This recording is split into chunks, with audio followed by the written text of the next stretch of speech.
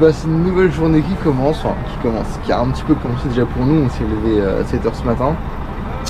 On vient d'arriver, il est à peu près midi à Flom, du coup, qui écrit Flamme avec le petit O sur le A comme on vous a appris dans la dernière vidéo. Et le trajet était très sympathique. On est passé du coup à travers les montagnes et il y a de la rando je pense à faire autour de là où on est. On a vu plein de cascades d'eau dans tous les sens. On est passé à travers plein de montagnes dans les tunnels. C'est très sympa. Il y en a une à côté de moi qui s'est endormie comme d'habitude assez longtemps. Et là on est arrivé du coup et la vue est vraiment cool. On est vraiment à travers les montagnes. C'est trop beau. C'est trop beau. Des montagnes à perte de vue. Et il y a de l'eau, je sais pas si c'est un lac ou quoi, on va aller voir ça après. Et le seul petit problème c'est qu'il pleut. Il va pleuvoir toute la journée, mais demain il fait beau, donc demain ce sera de l'exploration pure et dure. Là on va déjà essayer de trouver à manger, et après à 16 h on pourra rejoindre le logement dans lequel on va dormir ce soir. 15 h 15 h.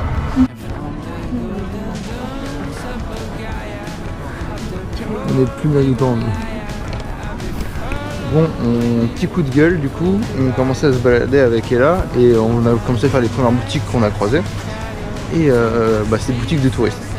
Mais on s'est dit c'est bizarre, il y a énormément beaucoup trop de touristes quoi. Et en fait c'est parce que juste il y a le gros paquebot à côté avec ces 5000 touristes qui se baladent dedans, qui se sont déposés il y a pas longtemps à mon avis, qui du coup font une escale et visitent du coup Flom. Mais c'est frustrant parce que du coup on n'a pas l'impression d'être dans un petit truc reculé, mais plus une ville très touristique du fait qu'il y ait beaucoup de gens quoi. Oui, puis aussi du coup, là on est dans le centre j'imagine, mais toutes les maisons sont transformées en boutiques de touristes et en café. C'est pas très authentique. Ouais, ça c'est sûr. Mais bon, demain normalement ça ira mieux, ils seront repartis si tout se passe bien.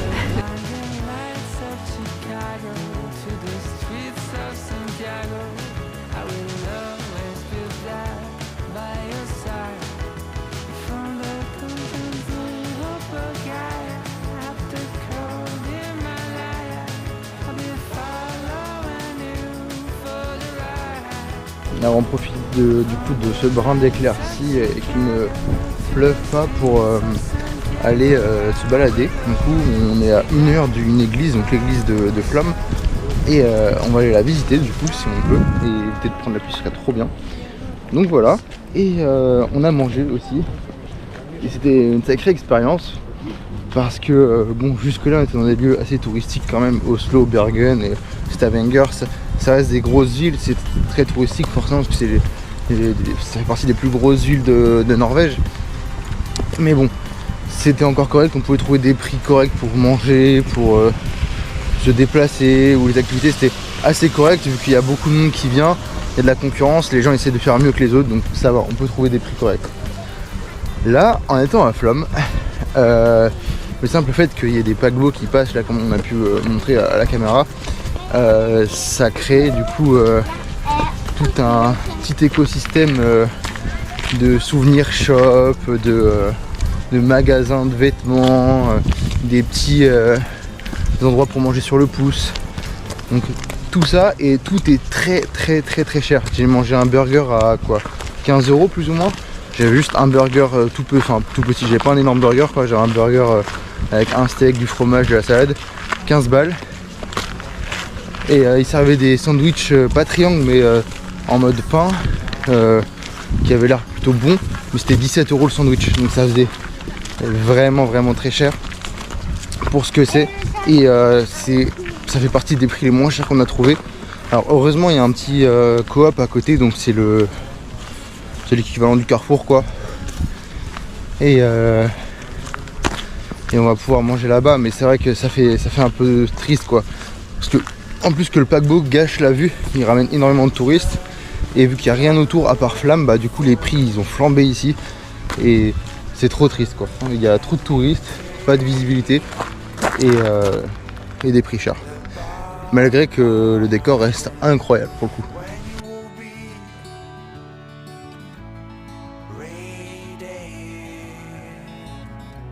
Bon, en réalité, En réalité, pardon, je critique beaucoup, mais l'endroit est quand même super cool. C'est juste c'est l'afflux de touristes qui est un peu dommage, qui gâche un peu le décor. Parce qu'il y a même des gens qui ont pris le bateau et on les voit, du coup ils ont fait plusieurs jours de bateau. Et de paquebot surtout, c'est surtout ça le problème. Ils ont fait surtout pour beaucoup de jours de paquebot et ils viennent s'asseoir et rien faire, même pas visiter. Il y en a qui visitent, mais c'est pas la plus grosse partie. Et je trouve ça un peu dommage, donc je sais pas combien de temps il reste, mais même on va dire prendre le paquebot pour faire autant de kilomètres, être autant polluant et ne même pas profiter du lieu dans lequel on est, je trouve ça vraiment triste. Mais à part ça, du coup, c'était la petite aparté. À part ça, c'est un lieu incroyable et magique. J'ai l'impression d'être dans un fond d'écran qui ne bouge pas. C'est fou. Les montagnes sont tellement grandes, il y a des cascades d'eau magnifiques et les couleurs sont trop belles. Donc on regrette rien. Et dans 2 heures, on pourra se poser dans la chambre et en attendant, on va aller visiter cette petite église.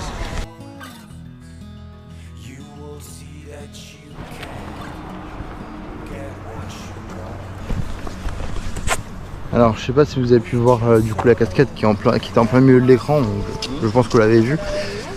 Il y a je pense une bonne quinzaine de personnes qui sont devant, mais sur la partie qui est juste au bout de mon doigt là, je pense pas qu'on les verra sur la GoPro parce que ils sont trop petits à mon avis. Et puis la GoPro elle dézoome pas mal, on les verra pas. Mais on dirait trop ils sont bloqués là-haut quoi. Du coup là de l'autre côté de la rue et du petit ruisseau, ce sera notre logement. Je sais pas exactement quelle maison, mais c'est un emplacement très sympa. Au milieu des moutons et des chevaux. Avec les montagnes et la cascade d'eau. Ça va être vraiment juste ici là. Je peux plus montrer parce que j'ai les mains un peu prises, mais voilà. Ça va être notre cadre de vie pendant 2 jours. J'avoue, il y a pire pour dormir.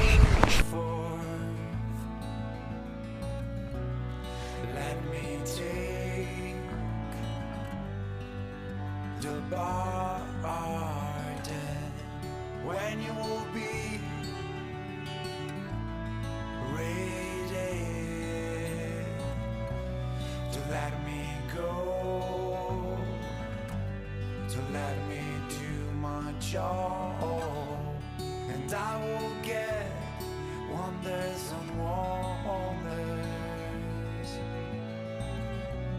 The higher your aims will be, the better will be. L'aventure c'est aussi la pluie. Et là on marche sous la pluie du coup, il nous reste que 10 minutes avant d'arriver à l'église, d'après Ella. Je dis bien d'après Ella, si elle nous a pas perdu sur le chemin. Et puis voilà, donc on arrive bientôt. La pluie se fait sentir, mais face à la beauté du décor, ce n'est rien. Alors on arrive tout doucement devant l'église, bien mouillé parce qu'il pleut comme vache qui pisse, mais on y arrive. Elle est juste ici. Et il y a un épais brouillard. Alors c'est bon, du coup on arrive dehors, je vais vous faire quelques plans de l'église et après je vous montrerai l'intérieur. Et elle est vraiment cool, elle est en bois elle aussi. Alors elle n'est pas aussi belle que celle qu'on a vue du coup vers Bergen, mais elle est vraiment quand même très sympa.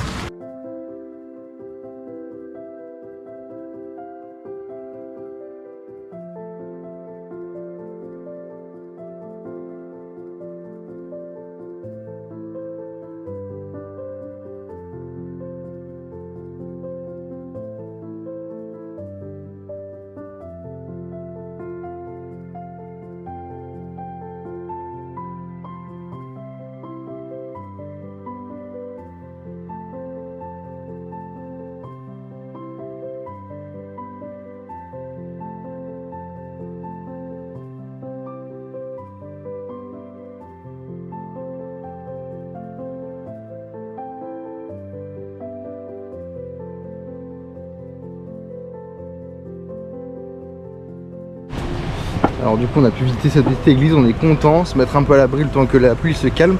Et là on est reparti pour 45 minutes de route du coup au retour notre logement qu'on va pouvoir découvrir. Et se poser un petit peu, parce qu'on bouge depuis ce matin mais de rien.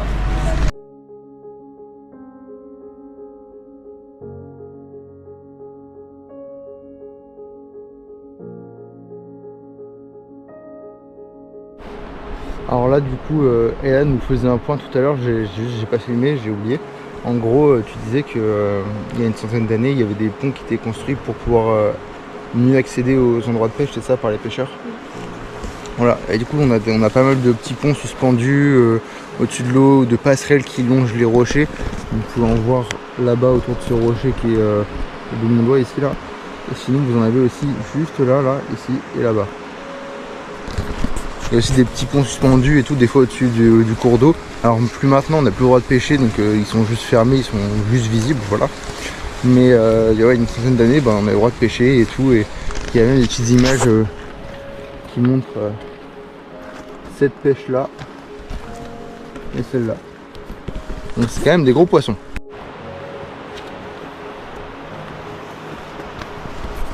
Un autre fait intéressant, c'est à quel point l'eau dans la mer, que ce soit à Bergen ou ici dans le cours d'eau à Flom, l'eau est très très propre. Surtout ici, là elle est transparente, on voit le fond et tout.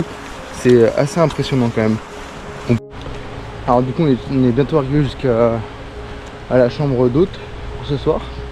On est vraiment pas loin du tout de la cascade que je vous montrais tout à l'heure, qui a l'air vraiment très sympa. Et là du coup il pleut aujourd'hui, mais demain il fera beau. Et normalement demain j'essaierai de sortir le drone pour faire des petits plans sympathiques. Donc normalement demain vous aurez des petits plans plutôt qualitatifs.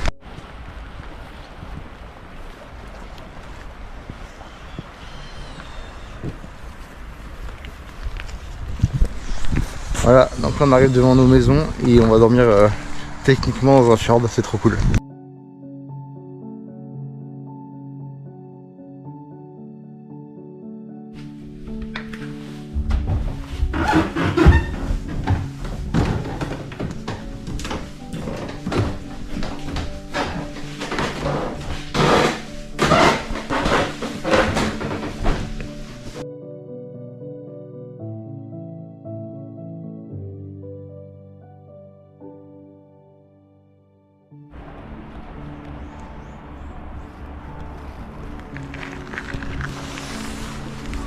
Du coup c'est bon, on est installé dans cette petite chambre et franchement on va être pas mal je pense.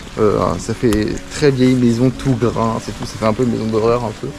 Mais la maison est très très bien placée, très bien située. Et les gens, enfin on est plusieurs du coup dans la même maison, chaque chambre est attribuée à un groupe de personnes. Mais les gens ont l'air tous plutôt sympas et très corrects, ils vont pas faire je pense spécialement de bruit cette nuit ou quoi, donc c'est plutôt cool. Et ah il y a des flammes roses. Et puis voilà, on a les petits moutons à côté de nous, la montagne en face de nous, la cascade d'eau à notre gauche.